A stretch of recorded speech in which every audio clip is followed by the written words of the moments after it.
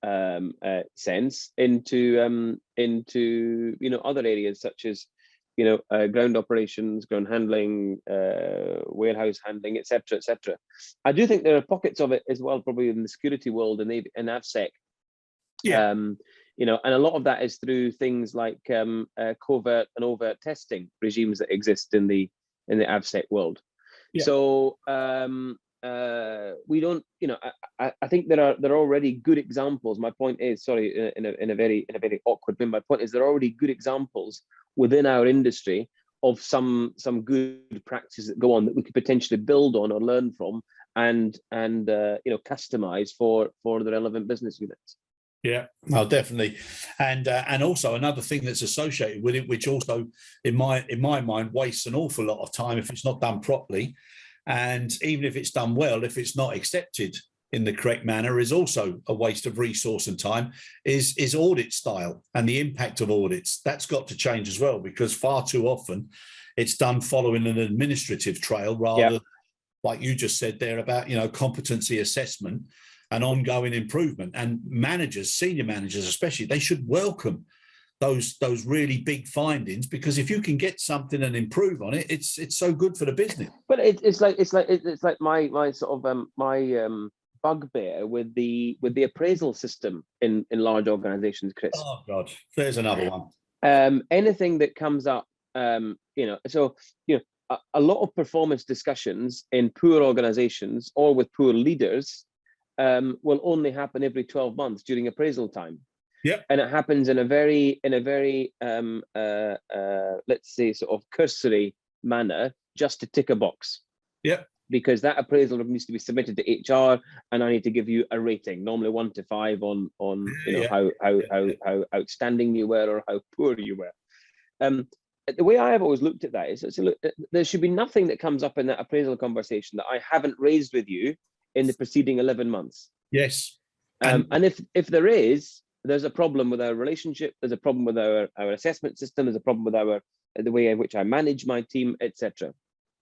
But that all too often, Chris, is the way in which, if you imagine that's at a management level in a head office environment, how does that sort of trickle down through the organization into areas like the lads who are working on the shop floor, or the lads who are working on the turnaround, or the lads who are doing the screening, or the checkers, or whatever function they may well be.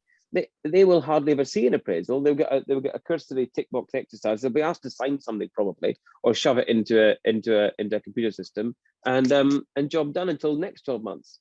Isn't that outrageous? No, you're right. And some of the examples and some of the references that I've been looking at recently, Steve, the level of demotivation, frustration, even to the point of how it gets taken home to the families as a result of that one act that could have been done so better, so much more professional. Well, which also means that good behaviours are generally not recognised, and good people don't get the opportunities for promotion or for additional responsibilities, until set sort of gates in that appraisal timeline.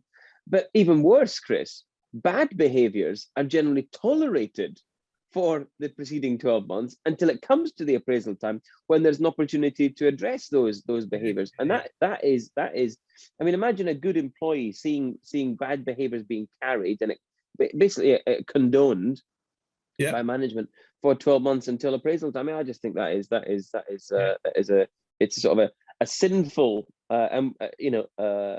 approach, lazy approach to performance management and appraisal. So I think those things all go together. So the right package for the right people, the right resources with the right level of performance management gives you generally at least a fighting chance of delivering the right outcomes.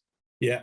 If ever there was a time now for people to say, yeah, we're focusing on a people strategy, it's now. For all the good things, the bad things, the things that needs to be corrected, the way moving forward, like you said, regular feedback, because even if it's bad feedback that's reported in the appraisal at the end of the 12 months, your process hasn't been correct, and there's very little you can actually do about it then, because you've allowed that's right. Well, that's right. But also, Chris, I mean, it shouldn't necessarily just be managers that are doing it, or line managers, because often if you've got a group of 30 lads, let's say they're baggage handlers, Generally, their line manager will be the ramp manager, the baggage services manager, who sits in his office or the billet and walks out into the ramp or the baggage room once a day. Actually, the people that should be doing the continuous assessment, the informal feedback, or the closed loop feedback, or the circular feedback, are their direct supervisors. Let's find tools and technology to allow Stephen Dixon, who works for Chris Notter every day, to do a minimum of one performance appraisal on you a week or a month or whatever. It's not a formal performance appraisal, but at least close the loop and provide that evidence back into there, so that the managers can then have the conversations with the individuals.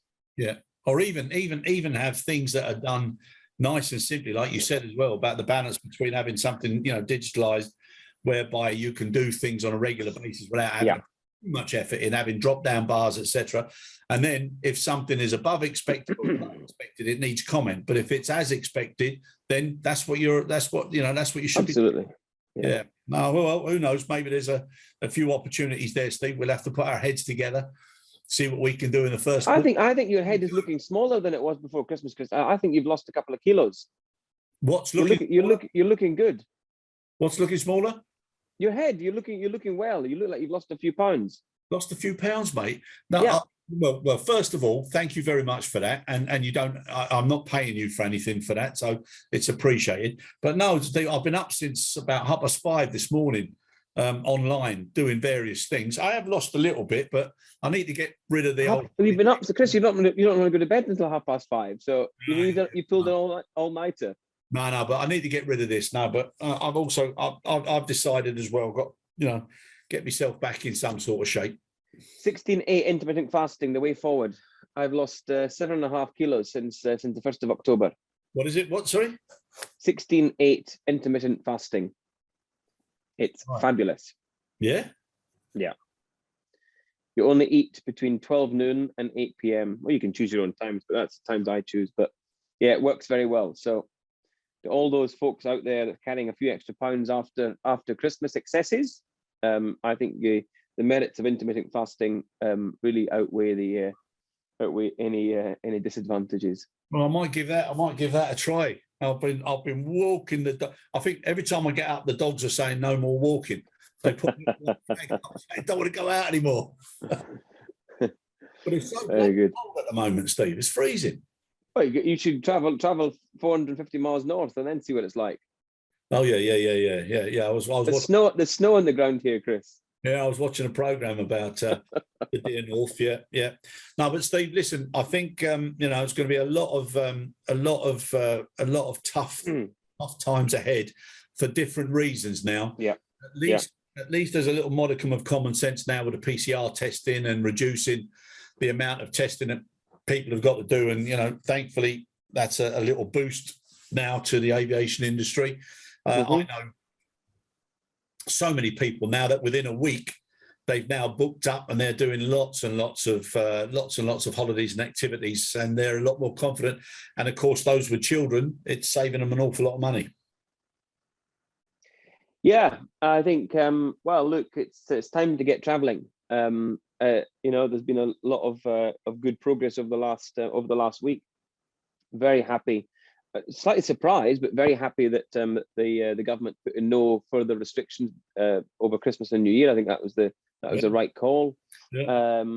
Surprisingly so, but it's worked out that way. And PCR test now removed as of today, which is fabulous. I must say, here in socialist SNP Scotland, that's not the case with Sturgeon, but certainly in England that is the case, and that's the right move forward for the travel industry, I think. So I think there should be more of that to come. I think testing is now largely superfluous, and we should get rid of testing in the travel environment, given that the majority of those that are traveling are vaccinated or need a vaccination certificate to travel. So testing to me seems like a complete and utter waste of time, money, and effort. And I think we do well to get rid of all bloody testing now.